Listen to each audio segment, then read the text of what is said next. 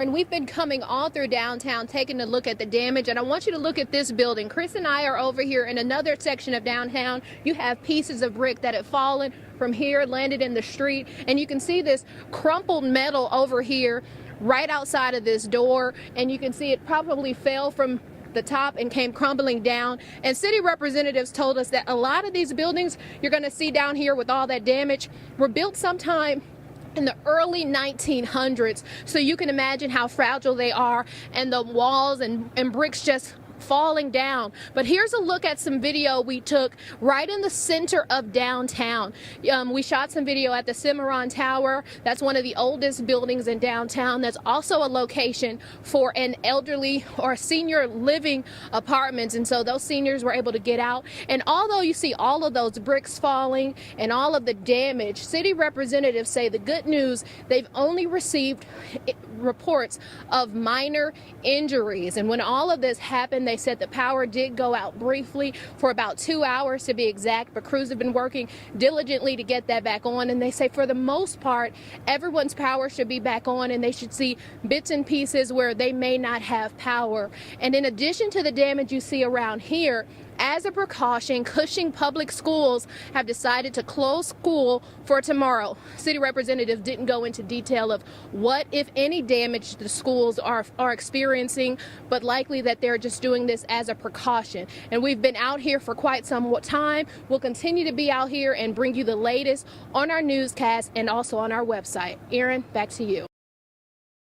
Those Black Hawk helicopters are coming and going, dropping water back and forth. The wind is still strong, but luckily in the spot where we're standing at the staging location, there's just mainly scorched grass and smoke. But also we're at the staging location, as I mentioned before, and it is still very active, and emergency crews are staying busy.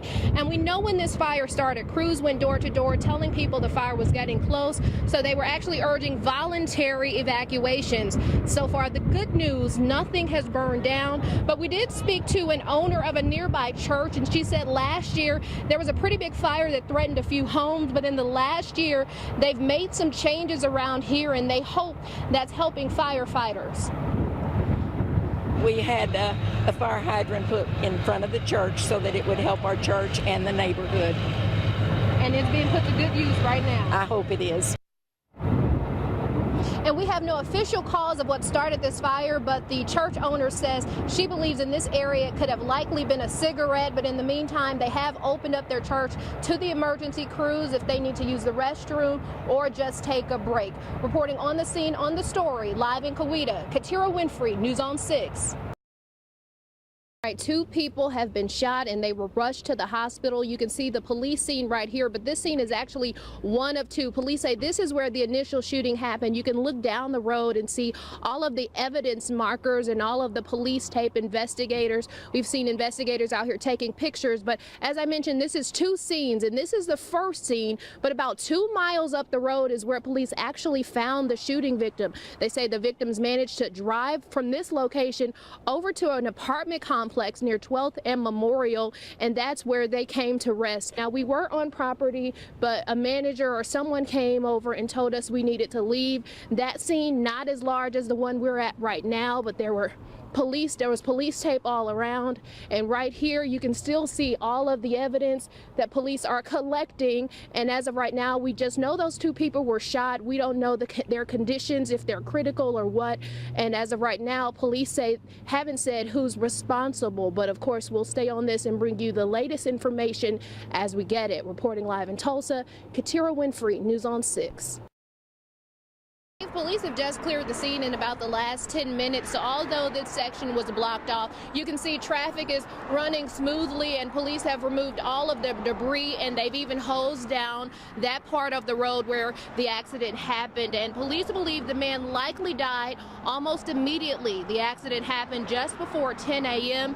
The video shows how the lumber is cut across and through the windshield. Police say a flatbed truck was turning south onto Sheridan with an insecure load when the lumber truck turned the corner. The small red truck happened to be right there and the lumber hit him.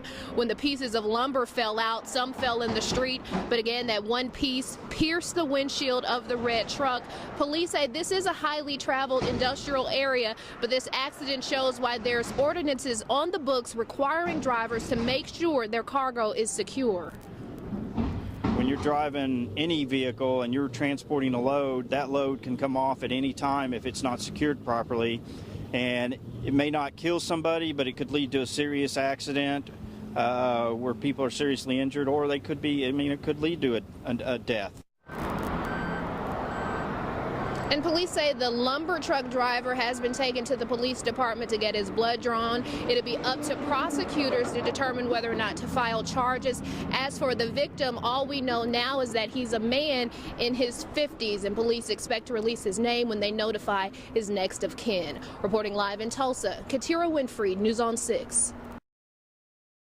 You just got to see the Black Hawk chopper just drop water on this area. As you can imagine, it is still very busy, but in the spot that I'm standing in, you just see scorched grass and smoke. And I got a chance to just briefly speak off camera with one of the emergency managers, and he said there are homes that are in danger. There's a subdivision over on the west side with at least 100 homes over there. So they've already done some evacuations.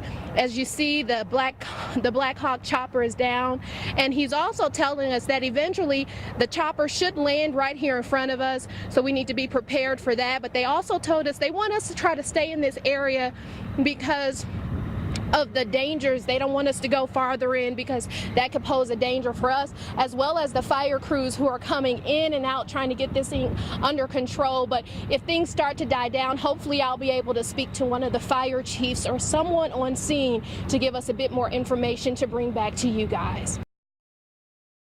Charlie, police have been out here for about 2 hours now. You can see behind me, they're out here gathered around this car. They tell us it happened right here at this apartment. Chris can pan up and you can see the broken glass. Police believe that broken glass happened sometime during the confrontation. They say it is a male victim still inside the house, shot to death. They haven't said where that person's been shot. And as far as the second victim, it is a female. She's been shot in the neck and is taken to the hospital, but police say she is expected to recover. And right now there's a lot of unknowns here, but they do believe that this family was targeted directly. They said the house is in total chaos. There's damage all over the place, bullet holes in the sheetrock.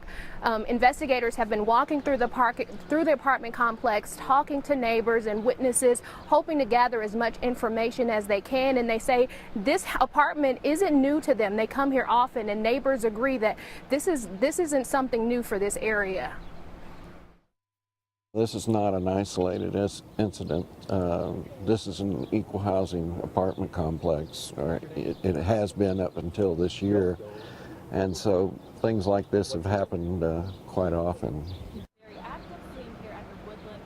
And police say they do have a description of the suspect, but they are holding off on giving that because the person could still be hiding out in this apartment. We'll, of course, stay out here and bring you the latest information when we get it. For now, reporting live in Tulsa, Katiera Winfrey, News on 6.